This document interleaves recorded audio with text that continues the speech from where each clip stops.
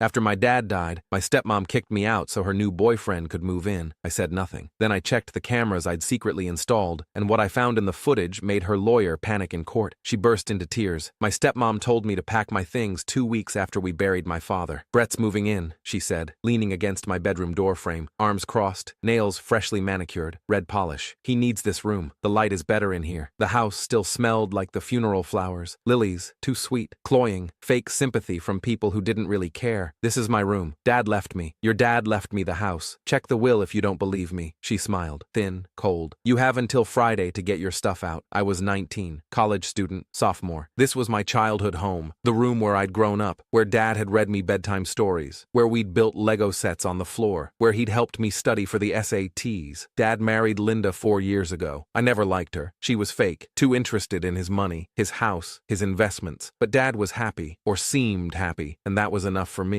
He died suddenly 3 weeks ago. Heart attack. 62 years old. Too young, too sudden. At the funeral, Linda cried into Brett's shoulder. Her friend she'd known for 2 months. Met him at the gym, she said. He was there for support, she said. I thought it was grief. People cope differently. Some people need support from new friends. Now 2 weeks later, Brett was moving into my room. Where am I supposed to go? My voice came out quiet, shocked. That's not my problem anymore. She examined her nails, picked at a cuticle. You're an adult, 19, you can figure it out. Get an apartment, stay with friends, whatever. I stood there in the doorway of my own room, the room I'd lived in for 19 years, frozen, my throat tight, my chest constricting. Friday, she repeated, then turned and walked away, her heels clicking on the hardwood floor Dad had refinished 2 years ago. I didn't argue, didn't yell, didn't cry, just stood there staring at my room, at the bed, the desk, the posters, the life I was about to lose. I packed Thursday night, everything I owned into boxes and suitcases, clothes, books, photos of Dad, my laptop, the few things that mattered. Linda was out with Brett. Dinner and drinks, probably. Celebrating getting rid of me. Celebrating her new life with her new boyfriend in my dead father's house. I'd be staying on my friend Marcus's couch. He'd offered immediately when I told him. Stay as long as you need, man. This is fucked up. As I packed, I remembered something. The cameras. I'd installed hidden cameras 3 weeks before Dad died. Small ones. Cheap ones from Amazon. Motion activated. Cloud storage. Not for Linda. Not because I suspected anything. For Dad's safety. He'd been getting confused the last few months. Forgetting things. Forgetting where he put his keys. Forgetting appointments. Forgetting to take his medication sometimes. The doctor said it was stress,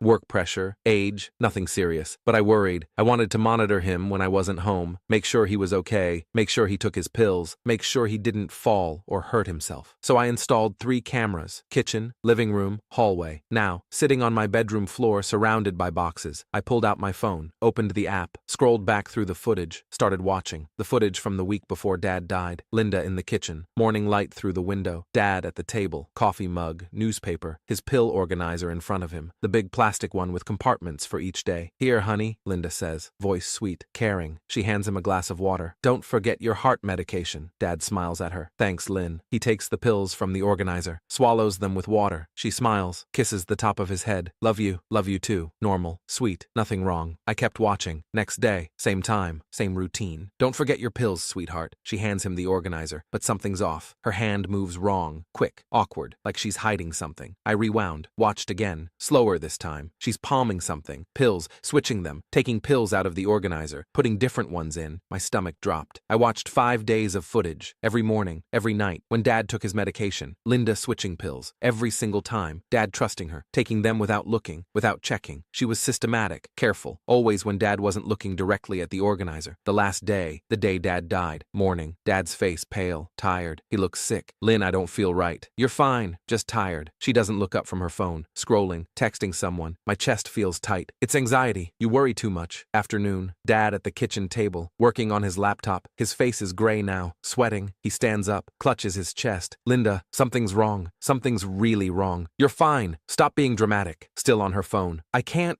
breathe. Jesus, you're like a child. Sit down. Take a breath. He collapses, falls hard. His head hits the corner of the table, then the floor. Linda looks up, finally, watches him for a moment, just watches. Then she walks over, checks his pulse, puts her fingers on his neck, waits, checks again, looks at her phone, checks the time, waits longer. Then she calls 911. Immediately she's screaming, crying, hysterical. My husband, he collapsed. Please hurry. Oh God, please hurry. Perfect performance. Oscar-worthy. I sat in my empty room surrounded by boxes and watched the footage 3 more times, made sure I wasn't seeing things, made sure it was real. It was real. She'd killed him, deliberately, systematically, over months probably, switching his heart medication, giving him the wrong pills, maybe expired ones, maybe nothing at all, maybe something that would trigger a heart attack, and then she'd watched him die, waited, made sure, then called for help when it was too late. My hands were shaking, my whole body was shaking. Then I called a lawyer. I need to contest a will, I said, voice steady despite everything. And I think my stepmother murdered my father. Friday came, moving day. I loaded my stuff into Marcus's truck, box after box, my entire childhood reduced to a dozen boxes and 3 suitcases. Linda stood on the porch, watching, arms crossed, smiling slightly. Brett's car was already in the driveway, his boxes already going into my room. I didn't say goodbye, didn't look at her, just loaded the last box and left. She texted me that evening. Good riddance. Brett loves his new room. The light really is better. I didn't respond. Spent the weekend with the lawyer, criminal defense attorney who also handled estate law. His name was David Rothman, 50-something, sharp, expensive suit. I showed him everything, every video, every frame. His face went pale, progressively paler as the videos played. This is Jesus Christ. We need to go to the police. Right now. Not yet. What? I want her in court first. For the will, in front of everyone. Family, friends, everyone who thinks she's the grieving widow. Then we show everyone what she is. He hesitated, stared at me. You're sure? If we wait? I'm completely sure. She thinks she won. I want her to feel safe, comfortable, victorious. Then I want to destroy her. He was quiet for a long moment. Then he nodded slowly. Okay,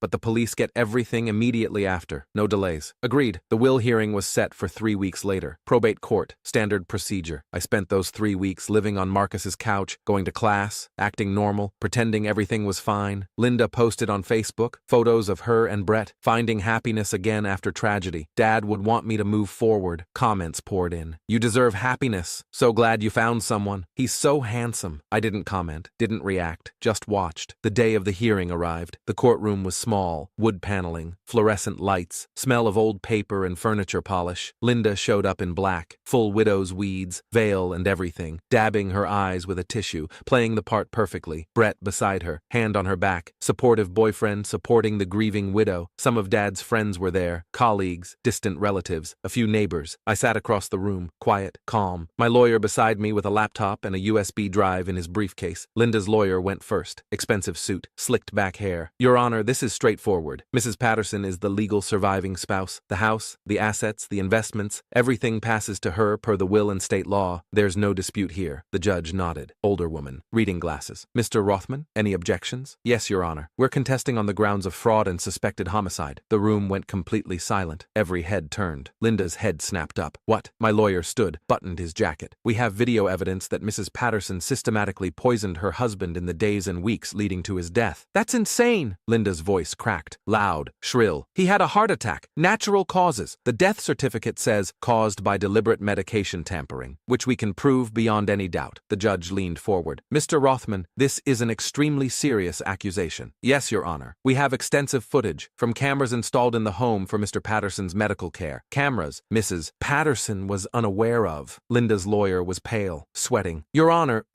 we weren't informed of any such evidence. We had no notice. We're informing you now. My lawyer opened his laptop, set it on the table. May I present the evidence? The judge looked at Linda's lawyer. Any objection? He stammered.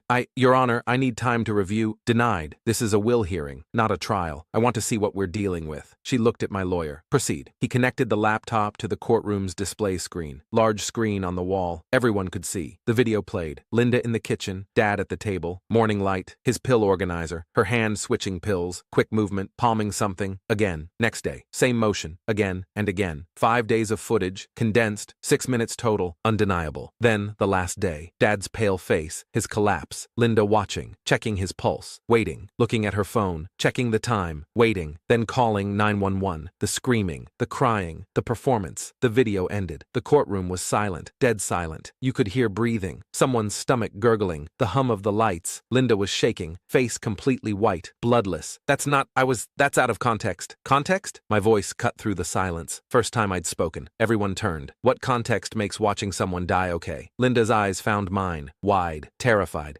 You did. For 3 months, maybe longer. Switching his heart medication, giving him the wrong pills. Anything to trigger the heart attack. So you could inherit everything. So you could move your boyfriend into my room 2 weeks after the funeral. No, her voice broke, desperate. No, I loved him. I loved your father. You loved his money, his house, his life insurance, the $400,000 policy he took out when he married you. I'd done my research. Found the policy. Found everything. Brett was standing now, backing away from her, looking at her like she was a stranger. Linda? Linda's lawyer dropped his pen. It clattered on the table. Your Honor, I need to consult with my client immediately. Your client needs a criminal defense attorney. The judge's voice was ice, cold and sharp. I'm suspending this hearing immediately and forwarding all evidence to the police and district attorney. 2 police officers stepped into the courtroom from the back. They'd been waiting in the hall. My lawyer had arranged it. Linda Patterson? She looked at me, eyes desperate, pleading, tears streaming. Please, please, I didn't mean it was an accident. A mistake. Accident? My voice stayed level, calm. You did it every single day for months. The officers moved closer, hands on their belts. Linda broke, completely broke, full sobbing, hysterical. I'm sorry, I'm so sorry. He was supposed to leave me everything anyway.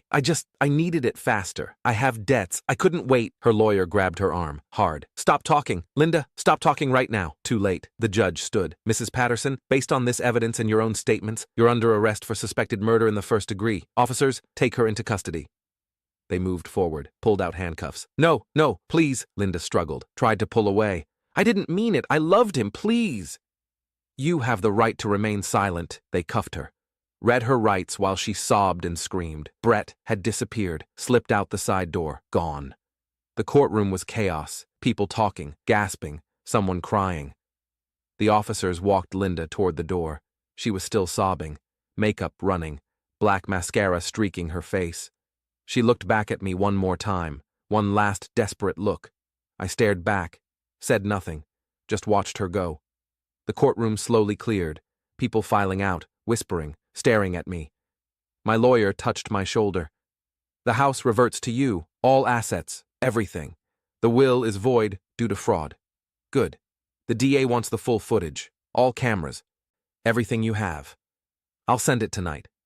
You did the right thing. I nodded. Didn't feel like the right thing. Felt empty, hollow. Dad was still dead. Linda's sobs echoed from the hallway, getting quieter, further away. I picked up my bag, walked out the opposite door, into the parking lot. Afternoon sun, normal day, cars passing, life continuing. Marcus was waiting by his truck. How'd it go? She's arrested. Good, you okay? No. Yeah. Fair. We got in the truck, drove away. I never went back to that courthouse. Linda was charged with first-degree murder 2 days later. The footage was irrefutable. Her confession in court sealed it. She pleaded guilty 6 months later. 15 years to life.